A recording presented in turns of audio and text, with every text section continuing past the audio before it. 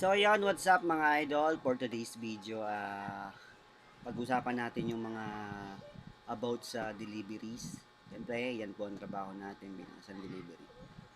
So yan ang pag-usapan natin yung mode of payment. Yung paano yung pagbabayad ng isang mga madalas nating customer. So yun, umpisahan natin sa GCash. Yung usapang GCash sa Shopee. So yun, pagdating sa payment, o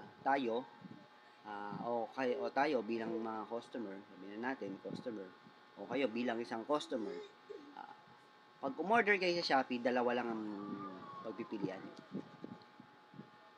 It's either COD o bayaran nyo na siya doon sa Shopee mismo. Non-COD na yon pag dumating sa inyo, bayad na. So pag pinili nyo is COD, siyempre automatically pag dineliver namin, babayaran nyo siya ng cash. Edi babayaran nyo siya ng cash.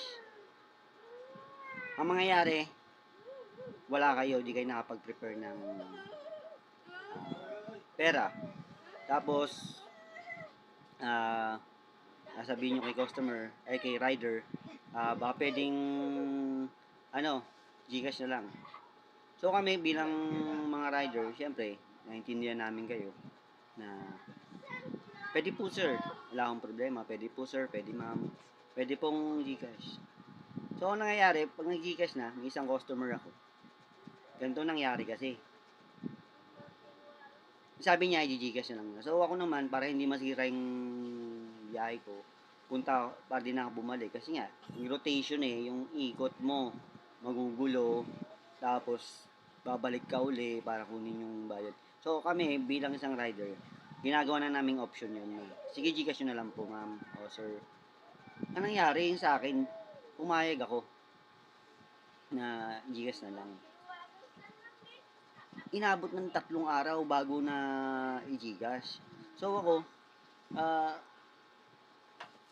yung araw na yon, ganito mga mama, mga sara, ang delivery namin ngayong araw na to, pag natapos namin yan, automatic kailangan i-remit namin yung mga sale o yung mga benta na o yung mga na-collect namin na pera sa COD. Kailangan namin i-remit yan. So ngayon pagkakulang yung limit namin at hindi kayo nagbayad, aabonohan po namin yun. So sa aming mga rider, mahirap po yun kasi mag-aabono kami. Buti sana kung may pang-abono kami. Ang sahod ng isang rider minsan 500, 600, ganyan. Magagasolina ka pa. So wala kaming hawak na cash kasi pagdating namin ng hub, parcel lang inukuha namin, hindi pera. So kami, pag deliver namin sa inyo, talagang parcel lang dala namin, sarili lang namin, cellphone, pan-deliver lang, tricycle. Yun lang. Sana naman, pag sinabi nyo Gcash, sana isend nyo naman, huwag nyo naman paabutin ng yung masakit na nga, yung gabi na hinihintay mo pa, ang hirap kasi kami mag-a-adjust, manghihiram kami sa kapwa naming rider, manghihiram kami sa kung sino-sino, para lang mapunan namin yung kulang na sinabi nyo i-Gcash nyo. Ang sakit bilang, masakit yun bilang sa aming mga rider, sana iniisip nyo na konti lang yung kinikita namin. May mga buti nga kami per day na umikita ng ganyan. Yung iba per parcel. Mahirap. Kaya sana pag sinabi yung Gcash nyo na lang. Gcash nyo agad. Saka kami yung option na yon na Gcash pabor naman sa inyo kasi kayo iniintindi namin Pero mali po yun. I-Gcash nyo.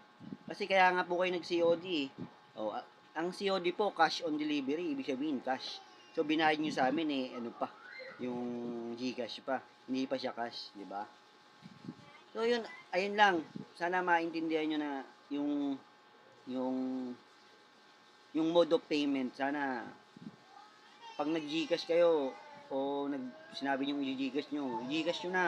Yun ang paabutin 3 araw. Diyos ko, kaya nga kami naghahanap buhay para sa pamilya namin, hindi para abonuhan yung mga parcel nyo.